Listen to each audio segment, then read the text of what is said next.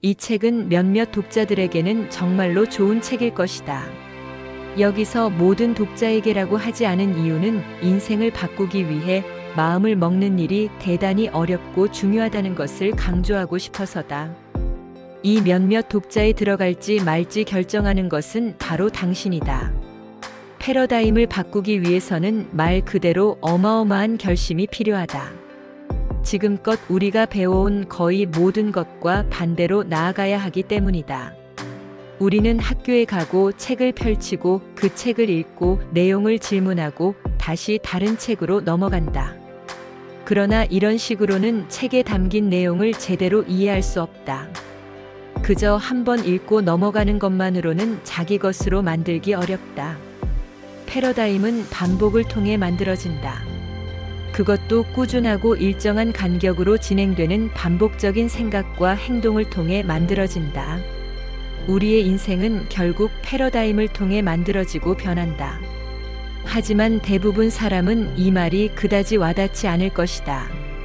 왜냐하면 지금까지 지내왔던 방식, 과거에 교육받았던 방식에 연결되어 있기 때문이다. 우리는 패러다임이 무엇인지 전혀 배우지 못했으며 그저 정보를 수집했을 뿐이다. 이른바 명문대라고 불리는 곳에서 학위를 취득하고서도 허우적대며 인생을 살아가는 사람들이 있다. 이들은 돈을 많이 벌지도 못하고 직장에서 높은 지위로 올라가지도 못한다. 사업을 하는 사람이라면 도산하거나 폐업하기도 한다. 아마도 이 대목에서 독자들은 아니, 엄청나게 똑똑한 사람들이 왜 그런 거지? 라고 생각할 것이다. 사실 이 사람들은 그다지 똑똑하지 않다. 엄청나게 많은 정보와 지식을 축적했지만 이를 활용하지 않고 내재된 패러다임에 따라 행동한다. 어떻게 해야 하는지 배우고 아는 대로 행동하지 않고 무언가 알 수 없는 이유로 그 사실조차 깨닫지 못하는 것이다. 즉 이들은 잠깐 멈춰서서 자신의 행동을 돌아보지 못하고 가지고 있는 정보, 지식과 관련짓지 못한다. 수년에 걸쳐 내가 깨달은 사실은 성공한 사람들에게는 무의식적으로 발휘하는 능력이 있다는 것이다.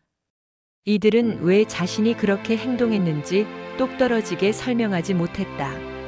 수백만 달러를 보유한 자산가, 명망 있는 기업의 창업자 역시 이유를 알지 못하고 자녀들에게도 알려줄 수 없었다. 물어보면 다만 그냥 그렇게 했어요 라고 말할 뿐이다. 사람들은 이들이 똑똑해서 그렇다고 하지만 실은 똑똑한 것과는 상관이 없다. 관련 있는 것은 패러다임이다. 패러다임은 우리의 삶을 상상할 수 없을 정도로 크게 좌우한다. 어떤 분야에서든 성공은 우리 마음속에서 무슨 일이 벌어지느냐에 달려있다. 외부에서 벌어지는 일과는 아무런 상관이 없다. 어떤 사람들은 경제적으로 어려운 상황에 직면했을 때조차 굉장히 잘 이겨낸다. 대공황 시대에도 모두가 일자리를 잃었던 것은 아니며 모두가 파산하지도 않았다. 일부는 수백만 달러를 벌어들이며 크게 성공했다. 왜 그들은 큰 성공을 거두었을까? 대체 무슨 일이 벌어진 걸까? 어떻게 그들은 이겨낼 수 있었을까? 그들은 마음에서 성공을 이뤄냈다. 성공은 안에서부터 밖으로 이루어지는 것이며 밖에서 안으로는 이루어지지 않는다. 그러나 우리는 바깥 세상의 영향을 받아 움직인다. 그렇게 훈련받았기 때문이다. 말하자면 우리는 바깥 세상이 조종하는 대로 따르도록 프로그래밍 되어 있다. 단순히 긍정적으로 생각하는 것만으로는 아무 일도 할 수 없다. 그건 환상일 뿐이다. 우리에게는 패러다임의 변화가 필요하다. 패러다임은 우리의 잠재의식 속에 새겨진 수많은 아이디어로 흔히 습관이라고 알려져 있다. 즉, 패러다임은 잠재의식에 새겨진 수많은 습관이다. 습관은 의식적으로 생각하지 않고 저절로 나오는 생각을 말한다. 매일 우리는 수많은 행동을 하지만 대부분은 의식하지 않고 기계적으로 움직인다. 차를 운전하는 것도 그런 예다. 운전을 하기 위해 일부러 생각할 필요는 없다. 이미 그렇게 프로그래밍 됐기 때문이다. 아침에 일어나서 2~3시간 동안 자신이 하는 행동을 객관적으로 관찰해보면 그런 행동들로는 우리가 열망하는 성공을 거둘 수 없음을 깨달을 것이다. 그리고 스스로 이렇게 물어보게 된다. 내가 왜 이런 식으로 행동하는 거지? 우리는 매일 똑같은 행동을 하는데 이는 그렇게 하도록 프로그래밍 되었기 때문이다. 말하자면 우리는 이미 태어나기 전부터 유전적으로 프로그래밍 되었기 때문에 친척들과 닮은 꼴을 하고 있다. 우리 한 사람 한 사람은 여러 세대를 거슬러 올라가는 유전자 풀의 집합체다. 유전자는 우리를 제어하며 우리가 하는 모든 일을 제어한다. 한 사람의 패러다임은 학교에서 배운 것과는 상관이 없다. 애초에 형편없는 패러다임을 가진 사람이라면 제 아무리 뛰어난 교육을 받더라도 실패하고 만다. 훌륭한 교육이 전혀 도움이 되지 않는 것이다. 따라서 가장 먼저 패러다임이 어떻게 형성되는지를 이해해야 한다. 그 다음에는 이것이 어떻게 변하는지 알아야 한다. 이쯤에서 대부분 사람이 이해하기를 포기한다. 학교에서 가르쳐 주지도 않고 이를 알려주는 세미나도 거의 없기 때문이다. 어느 날 문득 나는 이 생각을 떠올리며 충격을 받았다. 이 업계에서 계속 일해왔는데도 나 역시 그 원리를 정말로 이해하지 못했기 때문이었다. 1961년으로 거슬러 올라가자. 나는 1년에 $4,000를 벌면서 $6,000의 빚을 지고 있었다. 그때는 어떻게 해야 그 상황을 벗어날 수 있을지 눈앞이 캄캄하기만 했다. 5년 후 나는 1년에 $1,000,000를 벌면서 토론토, 몬트리올, 보스턴, 클리블랜드, 애틀란타, 런던에 지사를 둔 기업을 운영하는 사업가가 됐다. 나는 너무나 제멋대로 살았다. 당시 런던에 살았는데 무작정 이사를 와서 회사를 세웠다. 플레이보이 클럽에 다니며 룰렛 도박을 했고 돈을 잃어도 상관하지 않았다.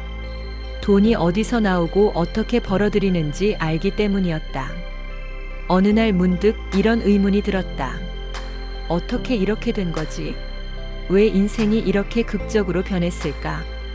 답을 할 수가 없었고 이유를 알지 못했다. 어릴 적부터 큰 돈을 벌려면 똑똑해야 한다는 말을 들었지만 나는 그다지 똑똑하지 못했는데도 많은 돈을 벌어들였다. 또 학교에 다니지 않으면 절대로 좋은 일자리를 얻지 못한다고 들었지만 나는 고작 2달 동안 고등학교에 다녔을 뿐이었다. 모든 사람이 예상했던 대로 당연히 좋은 일자리도 얻지 못했다. 그러나 나중에는 회사 전체를 통째로 가지게 되었다. 그때부터였다. 자라면서 듣고 믿었던 모든 것을 되돌아보기 시작했고 그중 대부분은 사실이 아님을 깨달았다. 한 사람이 다른 누군가보다 뛰어날 수 있을까?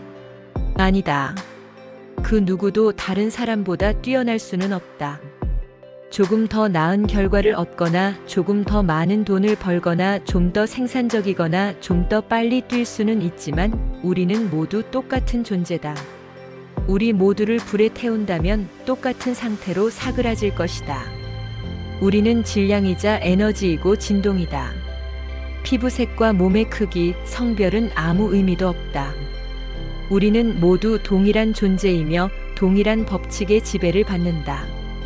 그 법칙들은 변하지 않으며 사람이 만들어낸 법칙이 아니기 때문에 사람이 바꿀 수도 없다. 성공은 바로 이 법칙들과 조화를 이루는 이해와 능력에 달려있다. 그렇게 깨닫고 나자 가슴이 벅차오르며 머릿속 모든 것이 바뀌기 시작했다. 그동안 내가 왜 그렇게 행동하는지 몰랐고 왜 잘 되는지도 몰랐다. 정규 교육도 받지도 못했고 사업 경험도 없었다. 그래서 결심했다. 이걸 반드시 알아내겠어. 내가 왜 성공할 수 있었는지 알아낼 거야. 사실 이 주제는 학교에 들어가기 전부터 가르쳐야 한다. 이것은 심지어 아기도 배울 수 있다. 인간은 지성을 높이는 데 집착했고 깨우침을 얻는 데는 소홀했다. 2~3가지 분야에서 박사학위를 딴 사람도 어떻게 돈을 벌고 사업을 일으키는지, 어떻게 자기 개발을 할 수 있는지는 깨우치지 못할 수 있다. 결국 깨우침이 핵심이다. 우리는 무한한 지성으로 신과 우리가 하나 될 수 있음을 깨우치고 싶어 한다. 더 많이 깨우칠수록 그 깨우침은 우리의 성과에 더 많이 반영되고 깨우침이 부족할 때도 성과로 나타난다. 나이팅게일은 그가 진행한 가장 유명한 프로그램인 가장 낯선 비밀에서 당신은 당신이 생각하는 대로 된다라고 말했다.